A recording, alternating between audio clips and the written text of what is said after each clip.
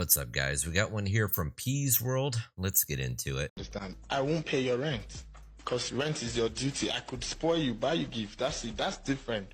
But I won't pay your rent. Why are you not paying my rent? I can't.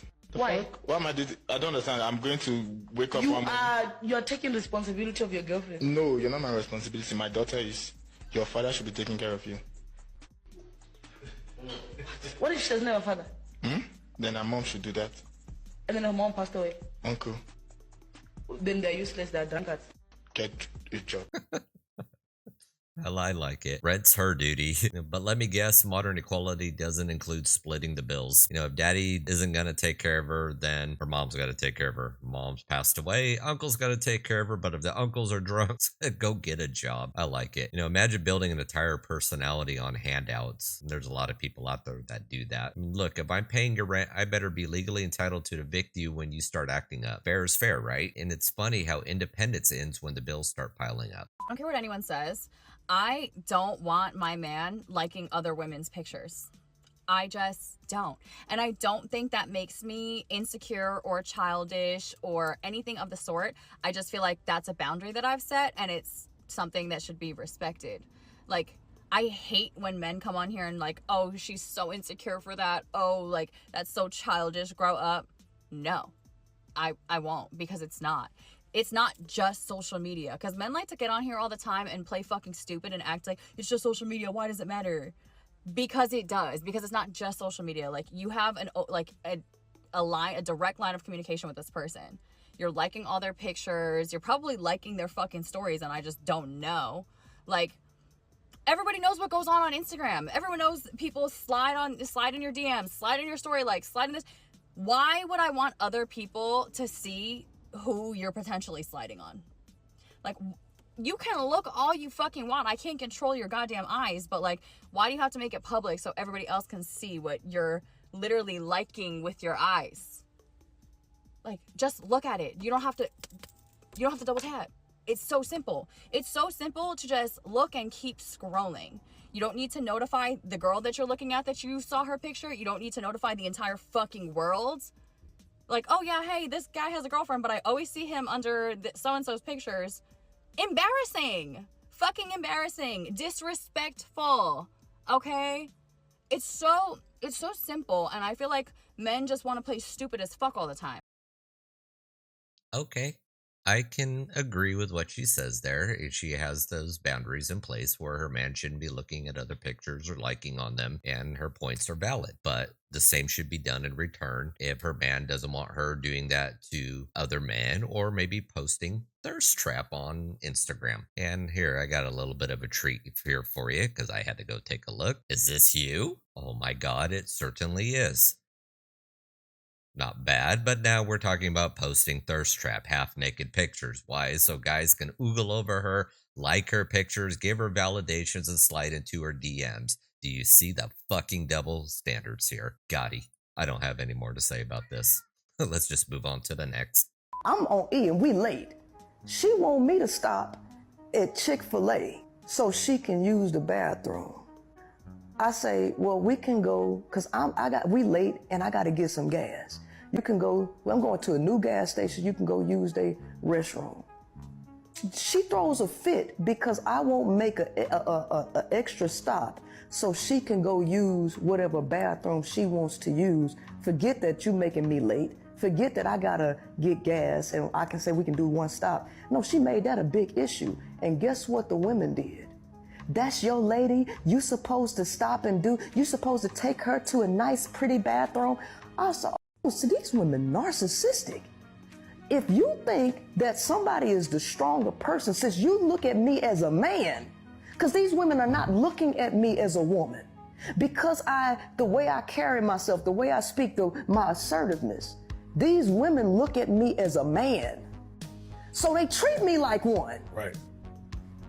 So in their mind, I was supposed to bend over backwards and take her to a special a special place to use the bathroom. To hell with me making a logical decision to do a one-stop shop so we can get on the road. I was the villain then. You're a narcissist.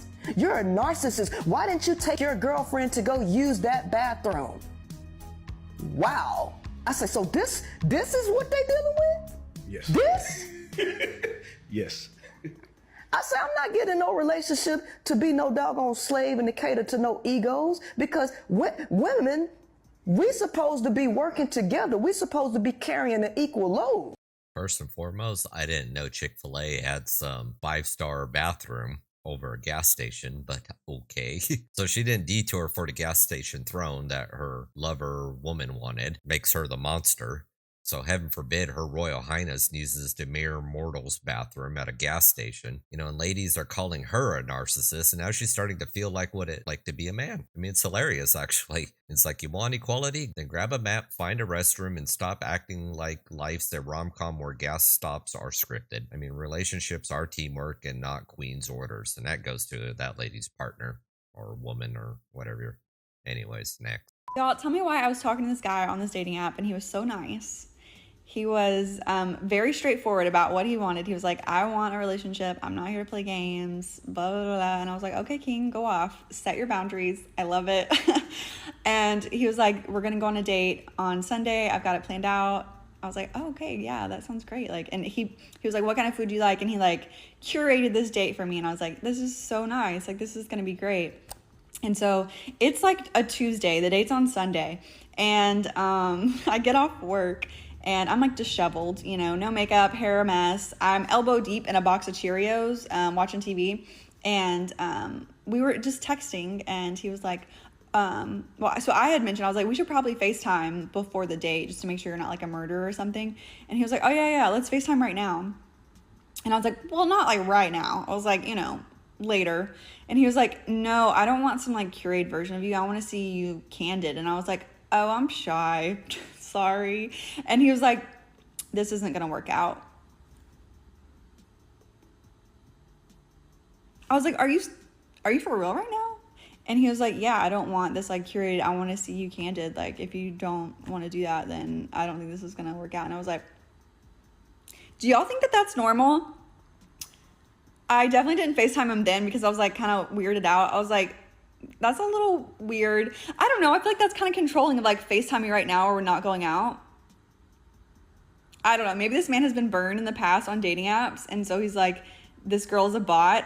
I don't know. But I was like, what the heck? That's so intense. I don't know. Anyways, we never went on a date and he seemed really nice up until that point. So, oops, I don't know. So the guy wants to FaceTime to prove you're not a catfish, and suddenly he's controlling. I'm willing to bet you said something about that you look like a mess or something because you were elbow deep in Cheerios and not hosting the Oscars. I mean, there's nothing wrong with it. If a little spontaneity rattles you, how are you going to handle real problem? I think the dude dodged a bullet and you dodge accountability. I mean, it sounds fair, right? The reason that men get so pissed off every time an OF girl comes out and says how much money she's made is because they don't like that women have found a way with OF to financially benefit in an insane way from a system that the male gaze and the patriarchy not only created but uphold. I've seen so many baffled takes on here from men over the past 24 hours saying, oh, they can't believe how much, 43 million in 1 year, Sophie Rain, blah, blah.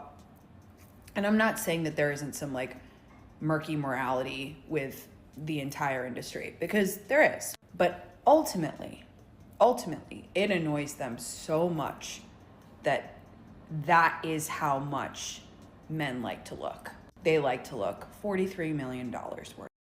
I know I've commented on this chick before on this very clip in a previous video, probably like 3 or 4 back, I think. I don't remember exactly what I said, but I'm going to leave it to that one. No need to repeat myself because that's probably what's going to happen. Anyways, let's move on to the next. So, I'm going to say this, and I know people might go to my page and be like, well, I thought you was dating someone. I am dating someone, but I do want to say this, though. I'm over black men. I seen a girl make this post like some months ago, but like, and I felt her then, but I really feel her now. I am so over black men. I'm over black men, and the reason why is like, it's too much dating them. It's too much dating them. Like, it's too much energy. It's too much like fight that you got to give. It's too much like having to like show too much. Like, I just wish people get what I'm trying to say. Like, that girl, she said it perfectly. I'm not. I'm a lot more rude than her, so like I could really be offensive. But I just feel like it's a lot of dating black men. It's like they want you to stick around with all their bullshit. They want you to stick around while they grow up and all that stuff, and they don't do the same for you. They're not patient with you. They're not understanding with you. They're not understanding of what you go through as a woman. But we always, us as women, but especially black women, it's like we always gotta fight for what we deserve in relationships with black men. And I'm just so tired of that. Like if I came into the relationship, I've showed you nothing but loyalty, nothing but love. Why are you blaming your past on what you do to me? Like, do you get what I'm saying? And I feel like me and my friend was talking, and like I remember her saying something like about her man, and she was basically like, yeah, I had to, like, you know, basically she was saying, this ain't verbatim, but she was basically saying like she had to like basically fight for the nigga to, for her man to get comfortable enough to start to put his guard down and stuff like that. And I just feel like a lot of shit just don't be fair. And me personally, I don't feel like I have to like fucking go to war with trying to get you to understand that I genuinely love you, I genuinely care about you, I'm here for you. Like, I feel like we use what we go through, a lot of people, especially in the black community, use what they go through as an excuse to hurt people, and it's not an excuse to hurt people. She's tired of men. So, do you have an issue with your boyfriend that you need to talk to him about? Do you have an issue just with yourself? I think it really comes down to you're probably picking the wrong guy or chasing after Chad, Tyrone, Pookie, Ray Ray, whatever. That's where I think the issues are actually lying. You know, it's interesting how equality vanishes when you expect loyalty on a one-way street. You know, relationships are hard for everyone, and it's not just for her. You know, if you're tired of fighting for love, try communicating instead of collecting grievance like pokey cards. Now, the real villain isn't men, it's unchecked entitlement. You know when there's two conversations on TikTok that actually relate to each other? We just gotta, okay.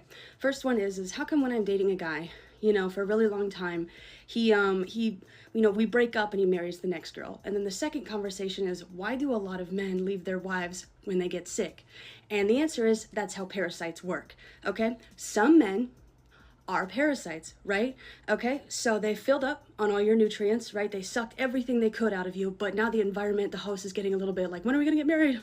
When are we gonna have kids? Maybe their immune system is weakened, right? Like they can't support this person any longer. The parasite detaches and finds a new host, and unfortunately they enter a phase that will break your heart. It's called development and reproduction phase, right? They filled up on you, and now they're ready to develop and reproduce. And, you know, when a man's wife gets sick, he leaves because he needs someone to take care of him. She is too weak. I'm so sorry. I'm very sorry. Some men... Parasites, really? I mean, that's Rich coming from TikTok therapy sessions. And if he marries the next girl, maybe she brought something to the table other than complaint. And the leave sick wives trope, men don't bolt because they're parasites. They leave because they're drowning in emotional neglect long before the vows. You want to keep a man? Be his partner, not his critic. Your last breakup, was it your fault or theirs? 100% my fault. It was the first time I dated someone after I called off my wedding, and I was just really excited to just like date casually, and I just like really fell for him. So for months I was like, I don't want to date you, you're not my boyfriend, and I was pretty not nice to him. And then I was like, okay, we can date, and I was just like really in love with him, but I really didn't want to be in love. So I was really lashing out and acting like a little kid, and I would cheat on him all the time and tell him, and then he would stay with me, and then I lost respect for him, and I was just a mess. He was really nice to me all the time, even when I was horrible. How does that make you feel? It's like one of my only regrets in life was how I treated him. Yeah, it makes me like really sad because he was like a really good guy. Can I have your name and where you're from? So you had a guy that was obviously in your friend zones or in your orbit. Then you finally decided to settle and date him. Then you cheated, confessed, he stayed, simp. And now you've got this audacity to regret losing respect for him. I mean, well, if you're going to stay after being cheated on, yeah, you're going to lose that respect. But sweetheart, that's not sad, that's tragic. Men, let this be a cautionary tale. Never simp for someone testing how much crap you'll eat, because in the end, you're never going to win.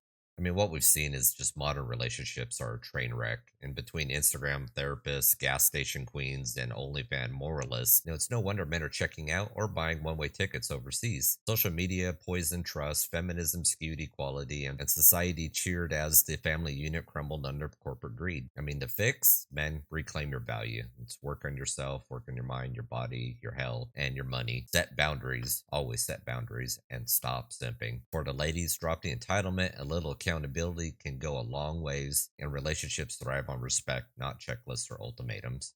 Anyways, guys, that's the end of the video here. If you like what you've seen today, hit that like button, share, subscribe. Drop me a comment down below what you think, and I'll catch you on the next one. Peace.